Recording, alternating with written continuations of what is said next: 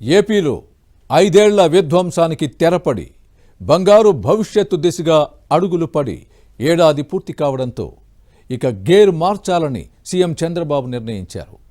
విధ్వంసం నుంచి వికాసం వైపు పయనిస్తోన్న రాష్ట్రాన్ని మరింత వేగంగా అభివృద్ధి పథం వైపు నడిపించాలని సూచించారు. అశాంతికి పాల్పడుతున్న వారి పట్ల కఠినంగా వ్యవహరిస్తామని, హింసాత్మక ఘటనలు జరిగితే ఉపేక్షించేది లేదని సీఎం వార్నింగ్ ఇచ్చారు.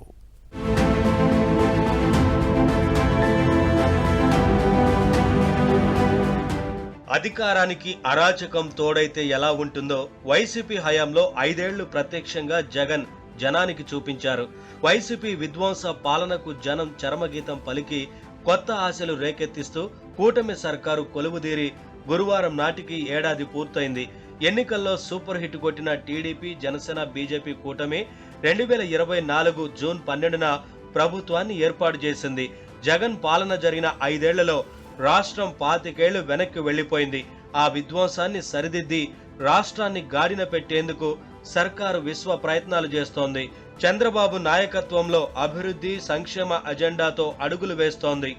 ఏడాది పాలనలో ముఖ్యమైన హామీలను అమలు చేసిన కూటమి ప్రభుత్వం దెబ్బతిన్న వ్యవస్థలను, కుదేలైన ఆర్థిక పరిస్థితిని గాడిన పెట్టేందుకు ప్రతి అవకాశాన్ని సద్వినియోగం చేసుకుంది.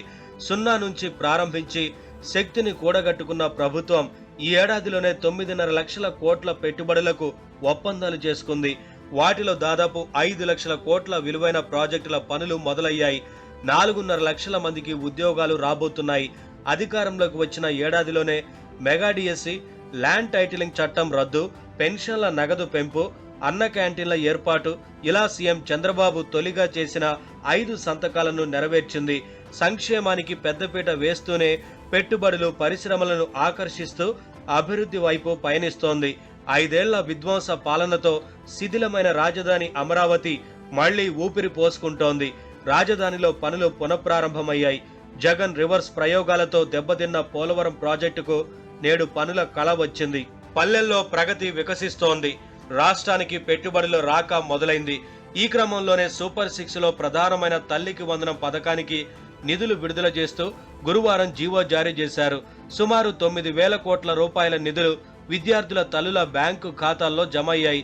ఇక ఈ నెల 20న అన్నదాత సుఖీభవ పథకం కింద కేంద్రం పీఎం కిసాన్లో ఇచ్చే నిధులతో పాటు రాష్ట్ర ప్రభుత్వం కూడా నిధులు విడుదల చేయనుంది. అలాగే ఆగస్టు 15 నుంచి మహిళలకు ఆర్టీసీ బస్సులలో జిల్లా పరిధి వరకు ఉచిత బస్సు ప్రయాణం కల్పించనున్నారు. ఇక ఆడబిడ్డ నిధిని P4తో అనుసంధానం చేస్తున్నామని, దీంతో సూపర్ 6లో ఇచ్చిన ప్రధాన హామీలను నెరవేర్చామని సీఎం చంద్రబాబు తెలిపారు.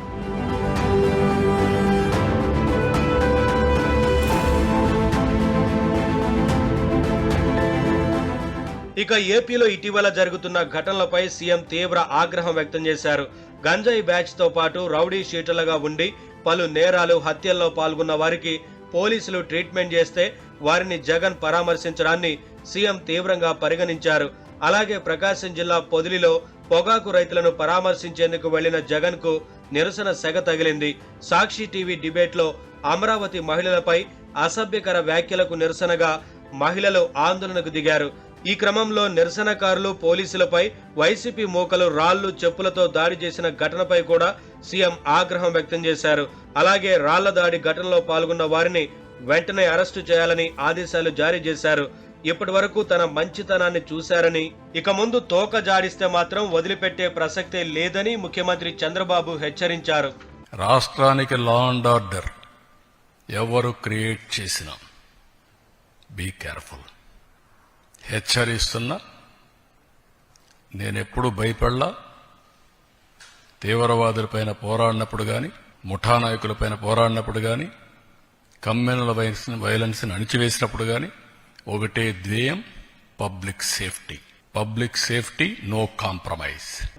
వైసీపీకి 11 సీట్లతో ప్రజలు బుద్ధి చెప్పినా వారి తీరు మారలేదని చంద్రబాబు ఆగ్రహం వ్యక్తం చేశారు. నెలకొకసారి పరామర్శల పేరుతో ఏదో ఒక ప్రాంతానికి వెళ్లి అలజడి సృష్టించడం జగన్ కు అలవాటుగా మారిందని మండిపడ్డారు. ఇక ముందు శాంతి భద్రతలకు ఎటువంటి విఘాతం కలిగించినా ఉపేక్షించవద్దని ముఖ్యమంత్రి పోలీసు అధికారులకు స్పష్టమైన ఆదేశాలు జారీ చేశారు. బాబాయిని చంపి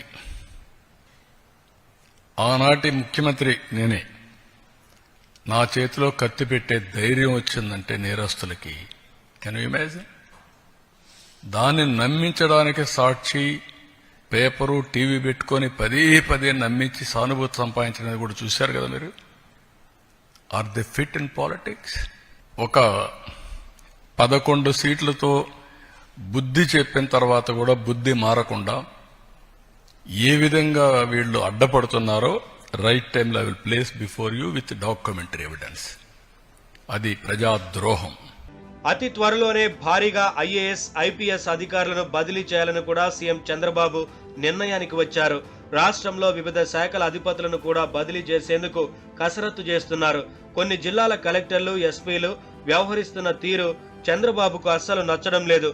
ముఖ్యంగా 4-5 శాఖల అధికారుల తీరుపై సీఎం తీవ్ర అసంతృప్తితో ఉన్నారు. చివరకు తన పేషీలో కూడా కొన్ని మార్పులు చేసే అవకాశం ఉందని ప్రచారం జరుగుతోంది. పాలనలో వేగం పెంచడంతో పాటు ప్రజలకు సత్వరమే సేవలు అందించేలా మార్పు తీసుకురావాలని ముఖ్యమంత్రి చంద్రబాబు భావిస్తున్నారు.